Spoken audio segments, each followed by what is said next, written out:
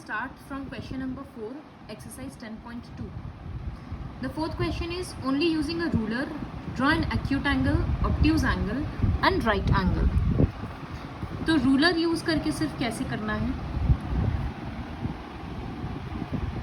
एक base line बनाएंगे. Acute angle मतलब क्या होगा, यहाँ पर एग्जैक्ट 90 डिग्री होता है तो 90 डिग्री से छोटा. तो रूलर को इस तरह से किसी भी एंगल पे रख के लाइन ड्रॉ कर देंगे. So just draw like this और नेम देंगे एंड पॉइंट्स को A, B and C.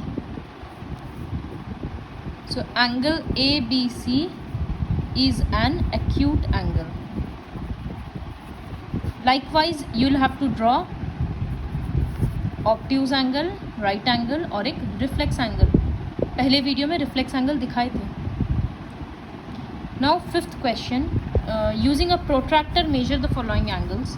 You can skip this question for now. Question number 6, find the reflex angle corresponding to each of the following.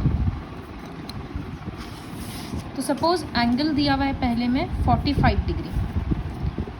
तो question का meaning क्या है कि अगर ये 45 डिग्री है तो इसके कारण रिफ्लेक्स एंगल कौन सा होगा, ये पूरा बाहर वाला. तो ये एंगल कितना होगा, तो पूरा एंगल तो मिलाकर 360 बनेगा. तो ये सिर्फ बाहर वाला एंगल कितना होगा, 45 सब्ट्रैक्ट कर देंगे. तो स्टेटमेंट कैसे लिखेंगे, reflex of 45 degree is reflex angle is 360 minus 45. फिर सब्ट्रैक्ट करके देख लेंगे 315 डिग्री. इसी तरह से बाकी सारा क्वेश्चंस करेंगे. Now moving on to the 7th question. This is also very easy. Find the angle between the north and the south. North और east and north, east and north के बीच में क्या एंगल बनता है.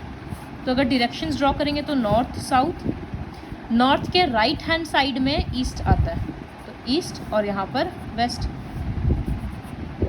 तो बोला है कि नॉर्थ और ईस्ट के बीच में कितना एंगल है, मतलब यहाँ और यहाँ. क्लियरली समझ में आ रहा है 90 डिग्री. तो फर्स्ट एंगल होगा, first answer right angle. Second है ईस्ट एंड वेस्ट, एक स्ट्रेट लाइन बन रहा है तो वो होगा स्ट्रेट एंगल. तो second answer will be straight angle. Next है साउथ ईस्ट, मतलब साउथ और ईस्ट के बीच में south east, this is south east. और नॉर्थ के बीच में कितना एंगल है, एंड दिस इज नॉर्थ. तो ये क्या दिख रहा है कि 90 डिग्री से ज़्यादा हो गया. तो इसका मतलब थर्ड आंसर होगा obtuse angle. Likewise you'll have to do the fourth one on your own. 8th question is very easy. Compare the pair of angles by observation.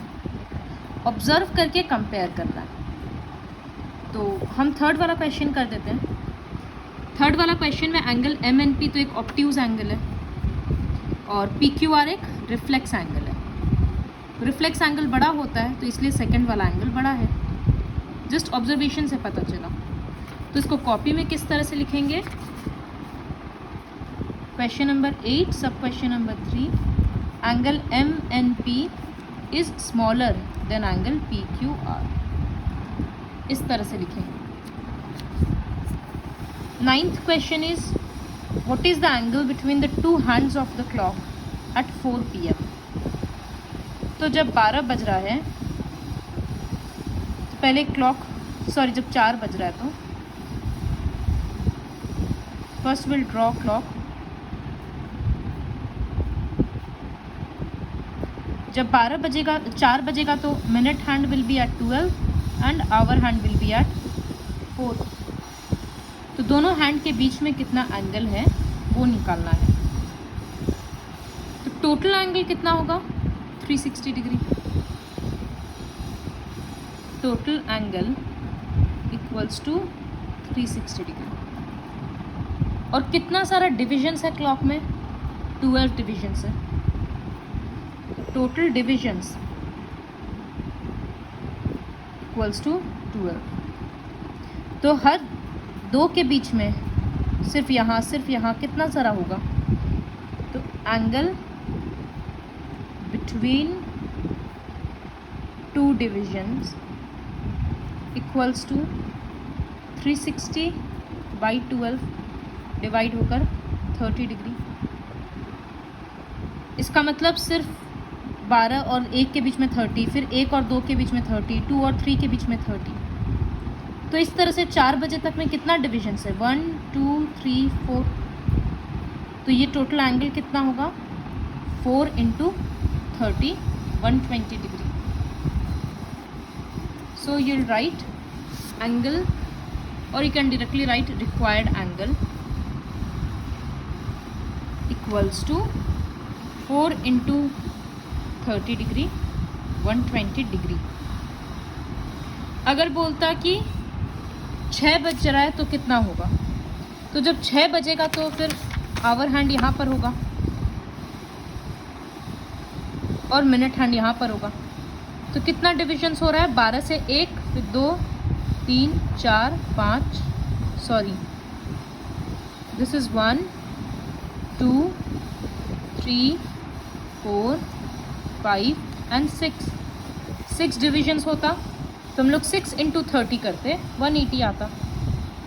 30 ही क्यों कर रहे हैं, क्योंकि टोटल एंगल 360 है और कितने बार डिविजन्स है, 12, तो डिवाइड करने से 30 आ रहा है।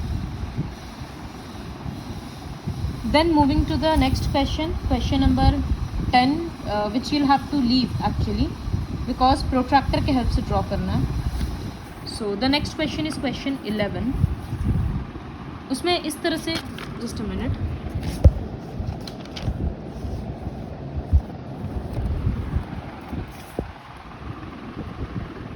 उसमें इस तरह से फिगर ड्रॉ कर दिया गया है। This is A O B,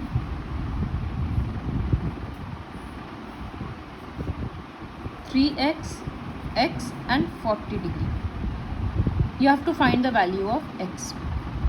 ये तीनों मिलाकर क्या हो रहा है, स्ट्रेट लाइन। तो तीनों को ऐड करेंगे, 3x plus x plus 40 equals to 180 degree. तो सबसे पहले क्या करना होगा, okay you have done linear equation, variables add करेंगे, तो ये हो जाएगा 4x प्लस 40 इक्वल्स टू 180। फिर पता है कि 40 डिग्री उधर जाकर सब्ट्रैक्ट होगा, तो 4x equals to 180 minus 40, 4x equals to 140 degree. फिर x का आंसर क्या आएगा, 140 बाई 4। 2 से कट करेंगे 70 डिग्री बाई 2, फिर ये कट के 35, तो x equals to 35 degree. Likewise you will have to do the rest of the questions, but question number 2 में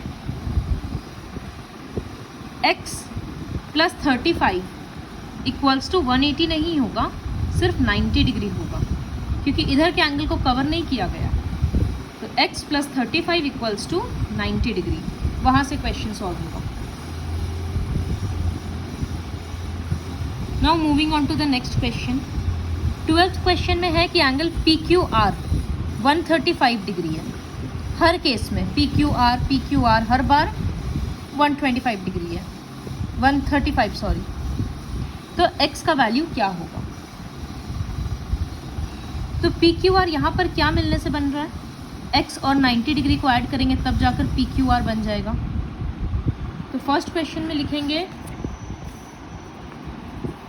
x प्लस 90 इक्वल्स टू 135, फिर वहाँ से सब्ट्रैक्ट करके x निकल जाएगा।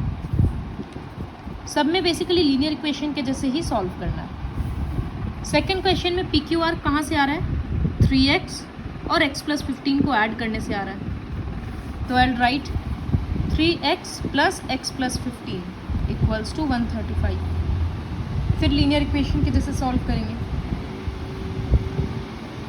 थर्ड क्वेश्चन में this is PQR and this is x, तो PQR को बोला गया 135, तो क्लियरली ये दोनों मिलकर एक स्ट्रेट लाइन बना रहा है।